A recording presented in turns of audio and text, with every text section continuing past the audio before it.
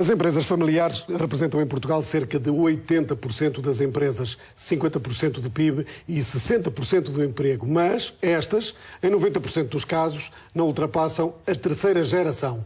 O debate sobre estas empresas foi lançado hoje no Porto. Boa noite, professor António Nogueira Costa. O BES é também uma empresa familiar, digamos assim. É um dos exemplos que poderá apontar de falência à terceira geração? João, muito boa noite. O BES é realmente uma empresa familiar, que já ia na quinta geração. E podemos esquecer de uma coisa, conseguiu aguentar mais de 130 anos como uma empresa profissional, mas que na realidade agora acabou por claudicar, provavelmente por uma coisa muito simples, entre outros aspectos, mas porque não se soube, digamos, profissionalizar a família enquanto família empresária. E é isso que acontece normalmente nas empresas? Acontece muito nas empresas familiares. E, nomeadamente, num aspecto, que é a questão do tratamento da sucessão. A sucessão do líder, que normalmente tem o nome da família, que é o rosto da empresa. E que, na realidade, tem aspectos muito positivos, mas que, quando algo corre mal, também vai ter um impacto muito, muito forte, que é o que está a acontecer agora no caso do BES. E como é que se deve fazer esta sucessão? Como é que deve ser pensada pelos empresários com uma mente mais aberta? Olha, antes de mais, deve ser planeada. E podemos ver, ou comparar, dois exemplos.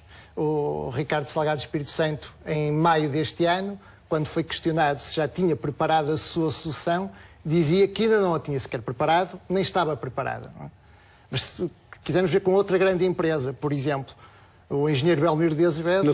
Na SONAI, em 2007, e provavelmente até podemos dizer isso, digamos, na temática das empresas familiares, foi um grande precursor ao vir para a televisão, numa entrevista com Judite de Sousa, na RTP, realmente a dizer que como é que tinha preparado a sucessão?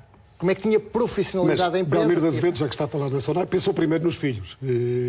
Apareceu o Nuno Azevedo e o Paulo Azevedo em posições de liderança. O Paulo ainda se mantém, aliás.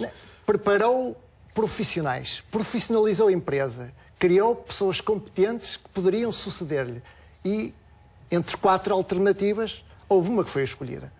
E ele preparou durante muito tempo.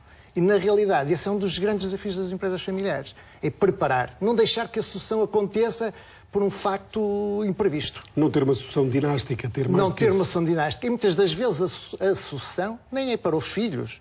Pode ser para um independente, pode ser para um cônjuge, pode ser para um outro sócio. Ou, no limite dos limites, pode ser vender a empresa. Mas queria sempre aqui o problema da confiança. Se estivermos a entregar a empresa a um filho ou uma filha, pensamos, bem, este é o património e fica na tua mão. Nestes tempos não podemos pensar só assim. Podemos ter um filho extremamente competente na gestão, mas muitas vezes um filho de um jornalista nunca será jornalista, ou um filho de um médico nunca será médico. Isso é verdade. E esse também é outro dos grandes desafios, que os empresários familiares não devem confundir uma coisa, que é por ser filho de um proprietário que é um bom gestor. Ser filho de proprietário é filho, é um laço familiar. Para ser gestor é preciso muito mais do que isso. E por outro lado tem outra questão, que é a família, se realmente está ligada à empresa, deve saber ser família empresária. Deve saber ser o que é ser um acionista. E deve perceber que, na realidade, por ser da família, não tem que trabalhar na empresa. E pode ter muito valor acrescentado para a empresa sem trabalhar na empresa. Pode ganhar mais não trabalhando. Pode ganhar mais não trabalhando. Aliás, muitas das vezes costuma-se dizer, às vezes é melhor pagar para os filhos não estarem na empresa do que estar, ou qualquer outro familiar. Se não é competente, não deve estar na empresa. António, foi um prazer tê-lo aqui no Jornal 2, a lançar um debate que passou pelo Porto hoje, as empresas familiares e a gestão profissional.